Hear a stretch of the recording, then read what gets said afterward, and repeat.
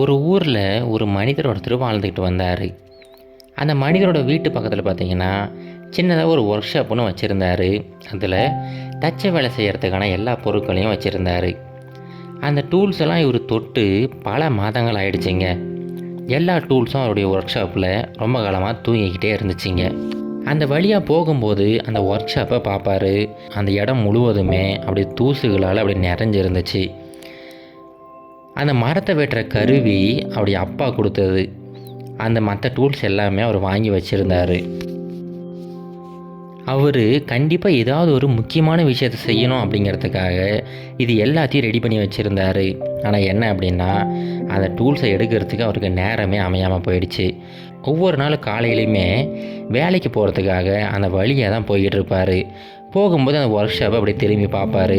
அவர் மனசுக்குள்ளார ஏதோ ஒரு இனம் புரியாத கவலை வந்து போய்கிட்டு இருக்கும். அவர் அந்த வேலைக்கு போகிறதுனால அவருக்கு டைமே கிடைக்கிறது இல்லைங்க. அந்த வேலையுமே அவருக்கு பிடிக்காத ஒரு வேலை. அதை வேட்டை வெறுப்பாக செஞ்சுக்கிட்டு இருந்தார். ஒவ்வொரு நாளும் பார்த்தீங்கன்னா, இன்றைக்கி இரவு கண்டிப்பாக அந்த வேலையை ஆரம்பிப்பேன் அப்படின்னு சொல்லிக்கிட்டே தான் அந்த நாளை தொடங்குவார். ஆனால் ஒவ்வொரு நாள் இரவுமே வேறு ஏதாவது ஒரு வேலை அவர் செய்யணும்னு நினச்ச அந்த வேலையை கடைசி வரைக்கும் ஆரம்பிக்காமலே வச்சுருந்தார். அந்த மனிதருக்கு வயசு 32 ஆயிருந்துச்சிங்க. ஒரு ஆஃபீஸில் ஒரு வேலை செஞ்சுக்கிட்டு இருந்தார். அவருக்கு குடும்பம் குழந்தை அப்படின்னு சொல்லிட்டு யாருமே கிடையாது. என்னதான் அந்த மாதிரி எந்த ஒரு விஷயமுமே ஒரு காரணம் சொல்கிறதுக்கு இல்லை அப்படின்னா கூட அவர் நினச்ச அந்த வேலையை கடைசி வரைக்கும் செய்யாமலே வச்சுருந்தார். அவர் இது வரைக்கும் அந்த ஒர்க் ஷாப்லேருந்து எதுவுமே செஞ்சது கிடையாதுங்க. ஒரு சில விஷயங்களை ஆரம்பிச்சிருந்தார். அந்த விஷயங்களை கடைசி வரைக்கும் முடிக்காமலே வச்சுருந்தார். இந்த மனிதரோட அப்பா ஒரு தச்ச வேலை செய்யக்கூடியவர். அவர் உண்மையான தச்சர். அவர் எப்போவுமே எந்த ஒரு வேலை எடுத்தாலும் அது பொறுமையாக நிறுத்தி நிதானமாக அந்த வேலையை முடிக்கிற வரைக்கும் செஞ்சுக்கிட்டே இருப்பார். இந்த மனிதரோட வீட்டையுமே அவங்க அப்பா தான் கட்டி முடித்தார். அவருமே வேலைக்கு போய்கிட்டு தான் இருந்தார். ஆனாலுமே வீக்கெண்ட்ஸில் அந்த வேலைகளை தொடர்ந்து செஞ்சுக்கிட்டே இருப்பார். அப்போ சின்ன பையனாக இருக்கும்போது இந்த மனிதர் அவருடைய அப்பாவை நிறைய முறை பார்த்துருக்கிறாரு.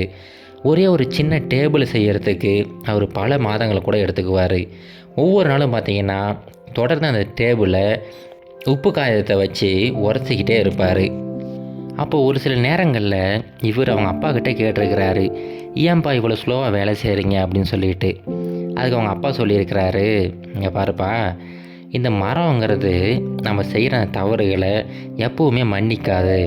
நம்ம தவறுகள் செய்யாமல் இருக்கணும் அப்படின்னா ஒவ்வொரு மெஷர்மெண்ட்டையுமே நம்ம பொறுமையாக நிறுத்தி நிதானமாக தான் செய்யணும் அப்படின்னு சொல்லிட்டு இந்த மனிதர்கிட்ட அவருடைய அப்பா சொல்லியிருக்கிறாரு.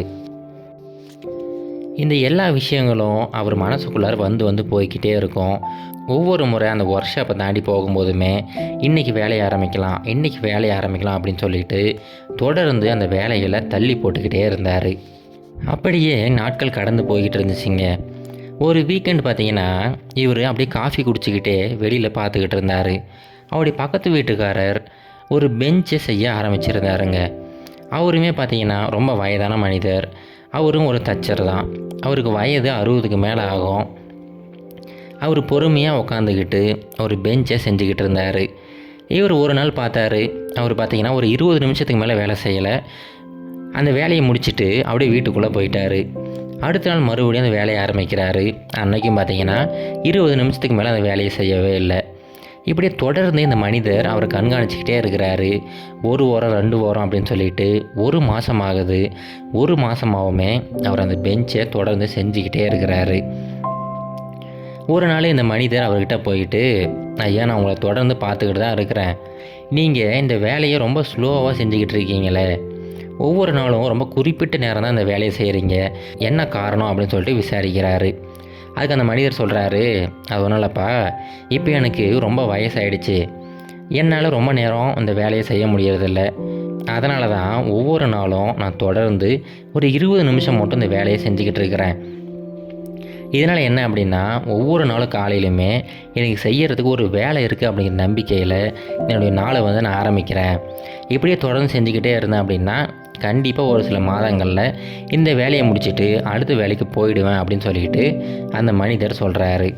அப்போ தான் இவர் முடிவெடுக்கிறாரு, நாமுமே எப்படியாவது அந்த வேலையை ஆரம்பிச்சிடணும் அப்படின்னு சொல்லிட்டு அன்னைக்கு இரவு அந்த ஒர்க் ஷாப்பை போய் திறக்கிறாருங்க. அந்த ஒர்க் ஷாப் முழுவதுமே எங்கே பார்த்தாலையும் தூசு தும்புமாக இருக்குது. நிறைய இடங்களில் சிலந்தைகள் கூடு கட்டி இருக்குது. ஒரு மணி நேரம் எல்லாத்தையுமே க்ளீன் பண்ணி எல்லா டூல்ஸையுமே ஷார்ப் பண்ணி வைக்கிறாரு. மறுபடியும் அடுத்த நாள் அங்கே போகிறாரு. அங்கே முடிக்கப்படாத நிறைய வேலைகள் இருக்குது. அதில் முக்கியமானது பார்த்திங்கன்னா ஒரு புக் ஷெல்ஃப் வந்து அவர் தயார் பண்ணிக்கிட்டு இருந்தார். அந்த புக் ஷெல்ஃபை பாதியிலே விட்டு வச்சுருந்தார். உடனே ஒரு உப்பு காகிதத்தை எடுத்து அந்த புக் ஷெல்ஃபை அப்படியே செய்ய ஆரம்பிச்சிட்டாரு. அன்றைக்கி பார்த்திங்கன்னா ஒரு 10 நிமிஷம் தான் வேலை செஞ்சார். அதை விட்டுட்டு மறுபடியும் வந்துட்டார். மறுபடியும் அடுத்த நாள் ஒரு 10 நிமிஷம், அடுத்த நாள் ஒரு 5 நிமிஷம், அடுத்த நாள் ஒரு 3 நிமிஷம் அப்படின்னு சொல்லிட்டு தொடர்ந்து கொஞ்சம் கொஞ்சம் நேரத்தை அந்த வேலைகளுக்காக ஒதுக்கிக்கிட்டே இருந்தார். ஒரு நாள் பார்த்திங்கன்னா வேலை பளு ரொம்ப இருந்ததுனால அந்த ஒர்க் ஷாப்பை திறந்து பார்த்துட்டு மறுபடியும் மூடிட்டு வந்துட்டு அவருடைய வேலைகளை செஞ்சுக்கிட்டு இருந்தார். அப்போது திடீர்னு ஒரு நாள் அவருடைய ஆஃபீஸில் நிறைய வேலைகள் கொடுக்க ஆரம்பிச்சிட்டாங்க. அந்த வேலைகள் காரணமாக இவரால் அந்த ஒர்க் ஷாப்புக்கு போகவே முடியலை. ஒவ்வொரு நாளும் அந்த ஒர்க் ஷாப்பை கடந்து போய்கிட்டு இருப்பார். சரி நாளைக்கு ஆரம்பிச்சிக்கலாம் அப்படின்னு சொல்லிட்டு அப்படியே ஒரு சில வாரங்கள் கடந்து போயிடுச்சுங்க. மறுபடியும் அவர் அந்த ஒர்க் ஷாப்புக்கு போகவே இல்லை. கொஞ்சம் வாரங்கள் கழித்து மறுபடியும் அவருடைய நெய்பரை பார்க்குறாரு. அந்த வயதான மனிதர் எப்பவும் போல் அந்த பெஞ்சை தயார் பண்ணிக்கிட்டு இருக்கிறாரு. இப்போ இவர் அவர்கிட்ட போயிட்டு, ஏங்க நான் ரொம்ப காலமாக பார்த்துக்கிட்டு இருக்கிறேன், இன்னுமே நீங்கள் அந்த பெஞ்சை முடிக்கவே இல்லையா, என்னாச்சு அப்படின்னு சொல்லிட்டு கேட்குறாரு. அதுக்கு அந்த வயதான மனிதர் சொல்கிறாரு, அது ஒன்றும் இல்லைப்பா, போன வாரம் எனக்கு உடம்பு சரியில்லாமல் போயிடுச்சு. அதனால் ஒரு சில நாட்கள் அந்த வேலையை செய்யவே இல்லை. இப்போ நான் உடம்பு சரியாயிட்டேன், மறுபடியும் ஆரம்பிக்கிறேன் அப்படின்னு சொல்லிட்டு சொல்கிறாரு.